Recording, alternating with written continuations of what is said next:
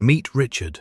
Richard was what society calls a model citizen. He grew up in an era where the rules of life were simple and clear. He was told to work hard, stay disciplined, and save for a rainy day. Richard listened to every bit of that advice. He spent 45 years working as a senior engineer at a firm that valued loyalty above all else. He drove used cars, even when he could easily afford the newest luxury models. He lived in a modest house and never upgraded his kitchen, because he thought the old one worked just fine. He maxed out his 401k every single year without fail. When his friends were taking their families on grand tours of Europe in their 30s, Richard stayed home. He told himself that the money was better off in the market, compounding for a future he had meticulously planned. He believed that compound interest was the eighth wonder of the world, and he was right, mathematically speaking. By the time Richard turned 65, he finally decided to hang up his hat. He checked his accounts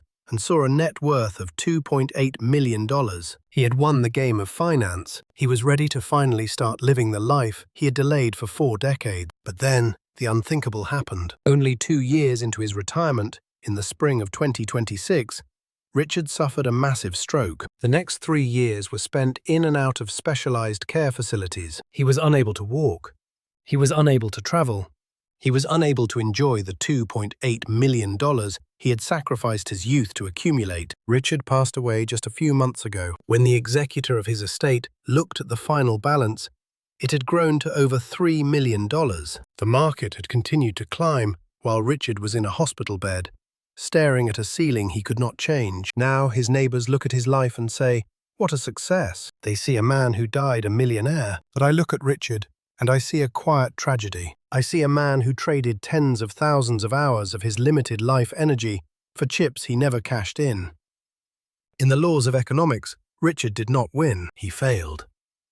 He worked for free for 15 years of his life. He sacrificed his youth, his health, and his experiences for a number on a screen that vanished the moment his heart stopped. If this story makes you pause and think about your own path, please take a moment to subscribe to this channel. Hit the like button and leave a comment below sharing your biggest fear about retirement in today's world of 2026. Your engagement helps us share these important lessons with more people who need to hear them. Today, we are going to explore a philosophy that is both controversial and deeply logical. It is the concept of dying with zero. It suggests that your goal should not be to grow your wealth until the day you die. Your goal should be to reach the end of your life with exactly $0 in your bank account. If you die with $100,000 left over, that is not a safety net. That is work you did for free. That is time you spent in an office instead of with your grandchildren. This sounds terrifying because we are biologically hardwired to hoard for survival. But in the year 2026,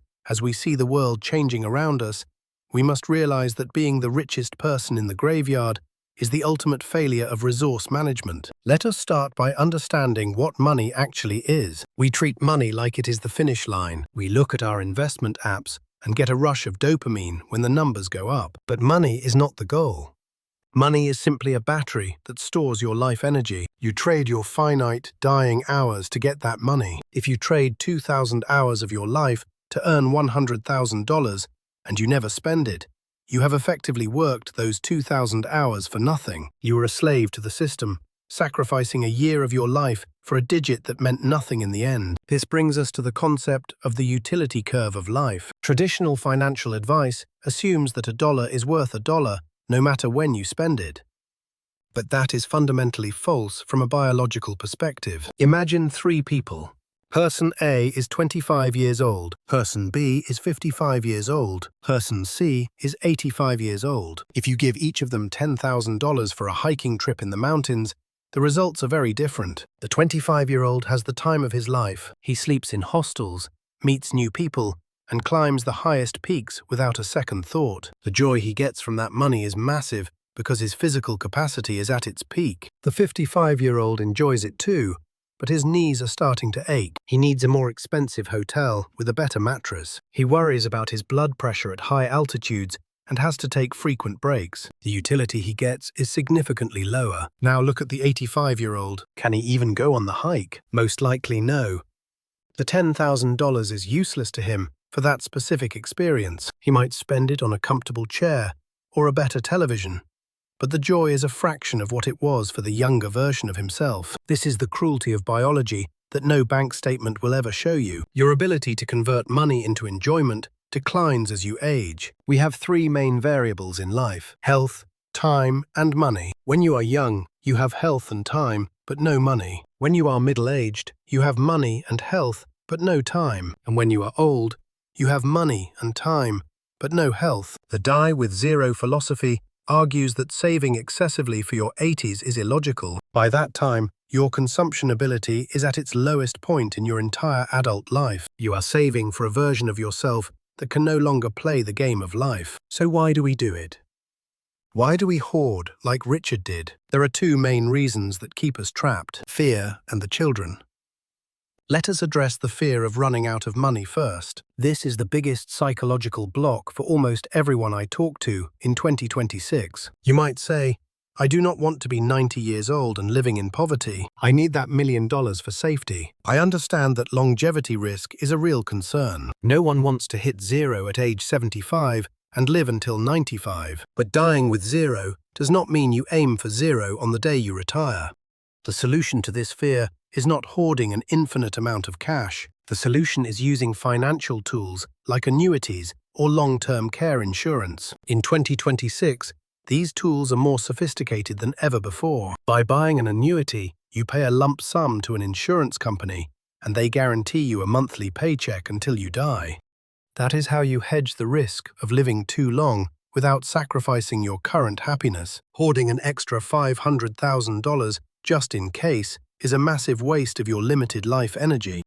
Now let us talk about the children. This is the most common objection people raise when they hear this philosophy. They say, I am not spending my money because I want to leave a legacy for my kids. That is a noble thought, but the data proves we are doing it the wrong way. The average age people receive an inheritance today is 60 years old. Think about that for a moment. If you die at 85, your children are likely in their late 50s or early 60s. Does a 60-year-old child really need your money to change their life? Most likely, they are already established in their own careers. Their mortgage is nearly paid off. Their own children are already grown. Receiving a windfall at 60 does very little to change the trajectory of their life. It is just bonus money that will likely sit in their own bank accounts. But imagine if you gave them that money when they were 30. At 30, that money is absolutely life-changing. It is the down payment on a home in a safe neighborhood for your grandchildren. It is the seed money to start a business they are passionate about. It is the freedom to get out of crushing student debt that has been weighing them down. The Die with Zero philosophy says that you should give your children their inheritance while you are still alive. Give it to them when it actually matters for their development and happiness. Why wait until you are cold in the ground to help the people you love most in this world? Give with a warm hand, not a cold hand. When you give now, you get to see them enjoy it. You get to see the impact of your hard work while you are still here to share the joy. That is a profound and meaningful experience that you should not rob yourself of. So how do we actually apply this in our daily lives? How do we stop being like Richard and start being intentional with every dollar? We need to embrace the concept of memory dividends. We often think of experiences as things that happen and then are gone forever. You go on a vacation, you come home, and the money is spent. But that is a very narrow way of looking at it. Experiences are actually assets that pay you back for the rest of your life. When you have a profound experience, that memory pays you a dividend every single time you recall it. When you tell the story at a dinner party, you are collecting a dividend. When you look at the photos and laugh with your spouse, you are collecting a dividend. Just like compound interest in the stock market, memory dividends compound over time. If you go on a big trip at age 30, you have 50 years of memory dividends to collect. If you wait until you are 65, you only have 15 or 20 years left to enjoy those thoughts. Mathematically, delaying experiences destroys their total return on investment over your lifetime. This is why you should stop using a bucket list. A bucket list is a list of things you want to do before you die, but it usually stays in a drawer until you are too old to do half of them. Instead, I want you to use the system of time buckets. Draw a timeline of your life divided into 5-year segments: 30 to 35, 40 to 45, 60 to 65. Now take your goals and slot them into the specific bucket where they make the most sense biologically. If you want to hike the Grand Canyon, that belongs in a bucket before your knees begin to give out. If you want to read every classic novel, that can easily go in the bucket for your 70s. When you do this, you realize something startling and perhaps a little bit scary. You are running out of time, not money. You realize that the window of opportunity is closing for the things that matter most to your soul. Most of us are experts at accumulation. We have spent our whole lives learning how to save and how to say no to ourselves. But we are complete beginners at decumulation. We have no idea how to spend our wealth in a way that maximizes our life. There is a psychological peak where your net worth should stop growing and start shrinking. For many people, this should happen much earlier than they think, often in their late 50s. If you are 60 years old and your net worth is still going up every year, you are still working for free. You have already crossed the finish line of the race, but you are still running because the machine is still on. I want you to calculate your survival number today. This is the amount of money you need for your basic life and healthcare until age 95. Anything above that number is not savings for your future. It is consumption capital. It is money that must be spent or given away, or it is simply wasted life energy. Take a very hard look at your bank account right now. If you died tonight, what would the balance be? Ask yourself what experiences you said no to this year to keep that balance high. Did you skip the wedding of a close friend because the flight was too expensive? Did you buy the cheapest, most uncomfortable flight with 3 layovers? Did you deny yourself a hobby that brings you peace and fulfillment? If you died today, that balance is a monument to the experiences you denied yourself for a future that never came. Now, let me be very clear so there is no misunderstanding. I am not telling you to be irresponsible with your life. If you are currently in debt or struggling to pay your monthly bills, this message is not for you, yet. Your focus should be on survival and building a strong financial base. But for those of you who have been savers your whole life, for those of you who have hit your targets, but still feel a twinge of guilt every time you spend $1 on yourself, you need to hear this message. The aim of life is not to have the highest score on the leaderboard when the game ends. The aim of life is to play the game with passion and purpose. The tragedy of Richard was not that he passed away. We all pass away eventually. The tragedy was that he traded his best years for a future that he never got to see. He traded his prime health for a surplus that became a line item in a lawyer's office after he was gone.